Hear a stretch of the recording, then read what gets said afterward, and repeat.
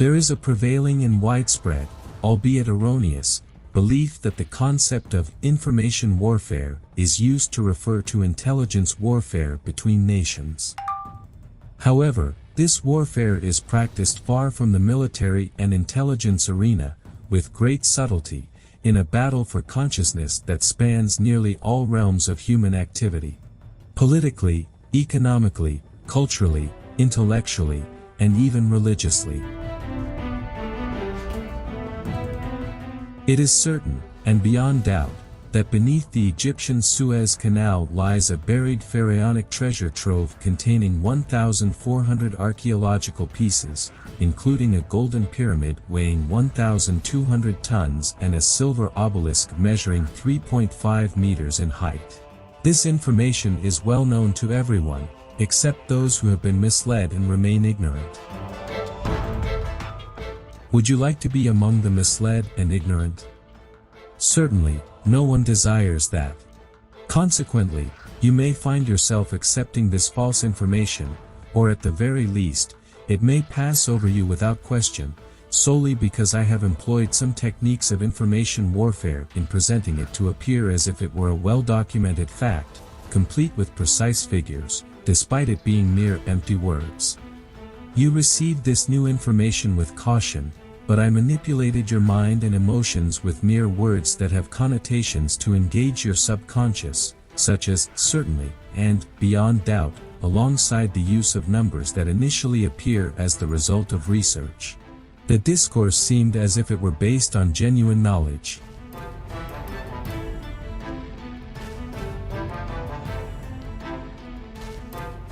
So, before you are deceived by a statement such as this, you must inquire. Who confirmed it? Why is there no doubt about it? Where did I obtain these numbers?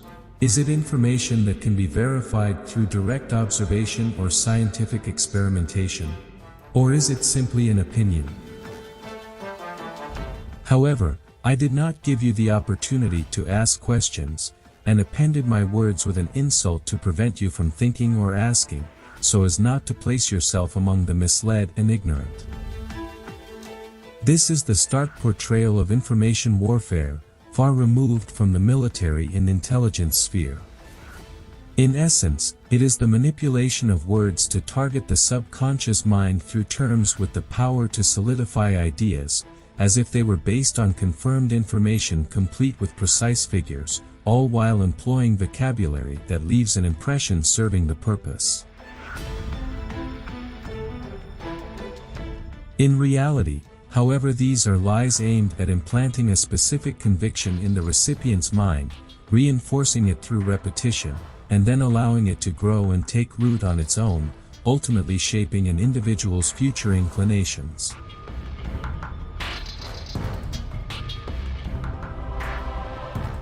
The media consistently employs these methods to manipulate minds, especially when they are potent and wield significant influence, aided by a vast army of parrots who repeat the same nonsense over and over, sometimes employing innovative techniques such as denial and shock.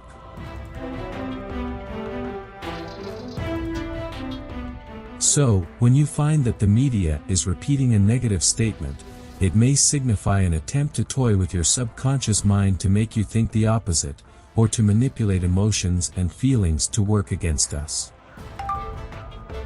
One of the most famous examples of this is the novel, The Satanic Verses, which insulted the religion of Islam and its prophet. This sparked outrage in the Islamic world, leading to calls for retribution against the author, British Indian writer Salman Rushdie.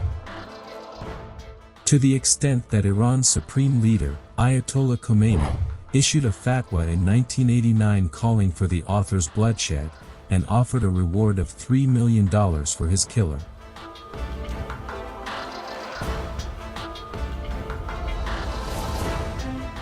Consequently, Muslims unintentionally launched a massive promotional campaign for the novel and its author. Similarly, the cartoonist who published offensive images of the Prophet Muhammad, peace be upon him, used the shock factor in an information warfare campaign. This prompted many Muslims to unknowingly republish these images with the intention of seeking divine retribution against the perpetrator, without realizing that they had become unwitting pawns in spreading this malicious campaign.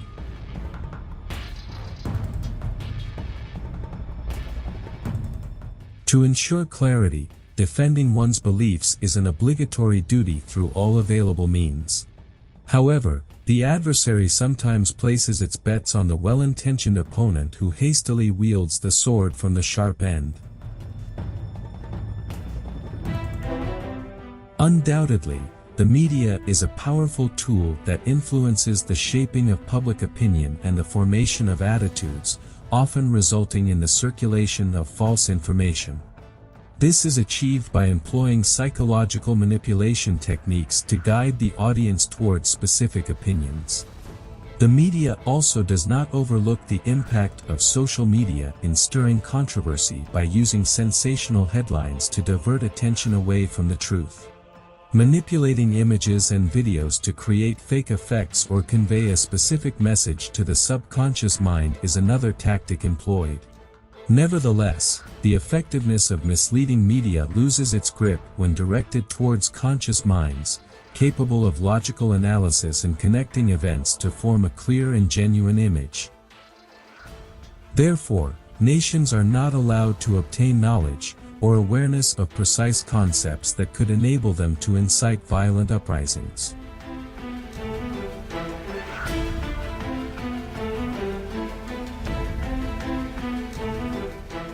This concept was elucidated by the French physician and thinker, Gustave Le Bon, in his famous book, The Psychology of Peoples.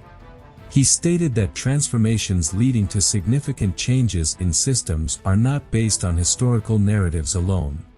The occupation of one country by another, political coups, or popular revolutions are merely visible effects. The true causes lie in invisible changes that result in shifts in the thoughts, emotions, and orientations of the masses.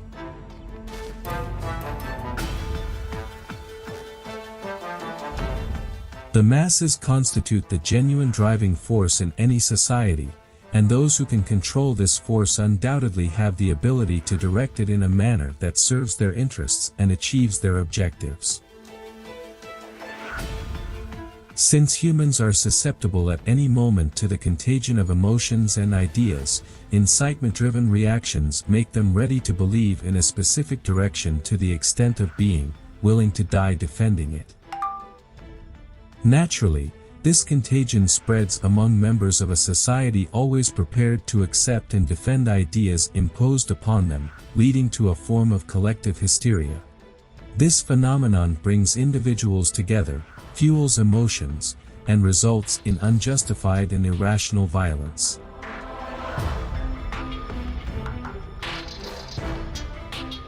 Hence, it is not surprising to find a society supporting a dictator, or rallying in a massive demonstration calling for the downfall of democracy. This is because the media has managed to manipulate their minds, and direct them to bring about societal transformations at the cultural and political levels. Returning to the realm of information warfare, and the extensive use of the shock tactic to provoke public anger, we find a media figure who engage in questioning the religious tenets, and casting doubt on the heritage books, as a prelude to the subsequent step, which involves questioning the authenticity of the Quran itself. Or, we may encounter a young woman who challenges societal norms, disseminating her nude images to incite some to accuse her of promiscuity. Consequently, these images are disseminated widely, in addition to the discussions of that media figure, dripping with ignorance. As a result, the girl achieves political asylum in a European country, and the media figure gains fame, allowing him to engage in a larger battle against minds that are unwittingly working against themselves. While it would have been more prudent for these minds to extinguish falsehood through abandonment and revive the truth through its remembrance. Were there not poets during the time of the Prophet Muhammad, peace be upon him, who did not believe in him and composed poems criticizing him? Of course, there were many. So why have these poems not reached us? Is it because Islam prevailed and the historians recorded events as they wished? Although this reason implies an underlying criticism, it might be a valid one. However, the true reason is that the early Muslims were not the victims of manipulated minds, and they realized that ignoring falsehood would lead to its demise. And given that forgetfulness is an inherent trait in the human mind, the manipulation of consciousness and the tampering with minds take full advantage of this characteristic. Because people often forget numerous successes in the face of a single failure or a statement that is misinterpreted. The adversary seizes upon such instances, amplifies them, and employs them in their information warfare to undermine a trustworthy source, in order to make it unworthy of such trust. Thus, he engages in a process of undermining the truth and its proponents, in favor of his army of deceivers, causing the reference of truth to be lost amidst falsehoods. For instance, it is attributed to the Islamic thinker, Syed Qutb, may he rest in peace, that he stated, "The Islamic nation must go through a birth, and birth must go through labor, and labor must go through pain." However, since history is written by the victor, his statement has been misinterpreted, and his image has been redrawn in the minds of the general public who did not bother to research him. They allowed others to think and make decisions on their behalf, transforming this gentle man with enlightened thinking into the primary catalyst for terrorism, the official sponsor of terrorist groups, and an advocate of violence and extremism. And his valuable books, which were once considered unparalleled, were consequently consigned to oblivion.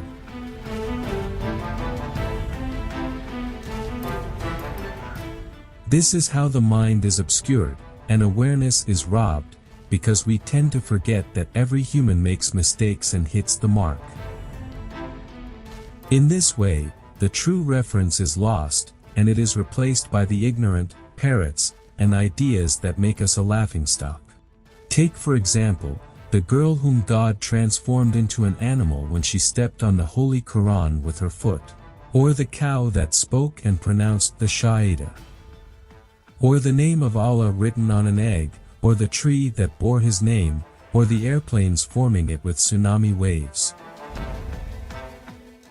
Glory be to God, for he is greater than all of this, and he does not need such gimmicks to prove his existence.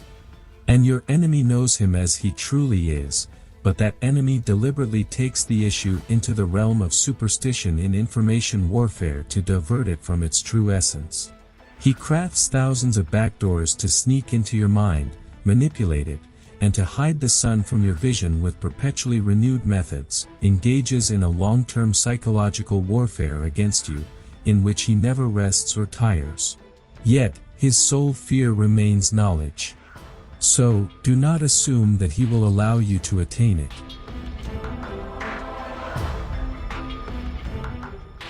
He misleads you through a process of education and certificates that are nothing more than sealed papers, making humans slaves like donkeys carrying books without true understanding. Do not think that he will give you the weapon to fight him and overcome him. Knowledge and free thinking are his primary enemies, and this is as clear as the sun. However, we do not see it because they have hidden the sun itself and its light from us, so we cannot see it. So, the societal gap between conscious minds and their slumbering peers widens, and imagination blends with reality to a degree where it becomes difficult to distinguish between them.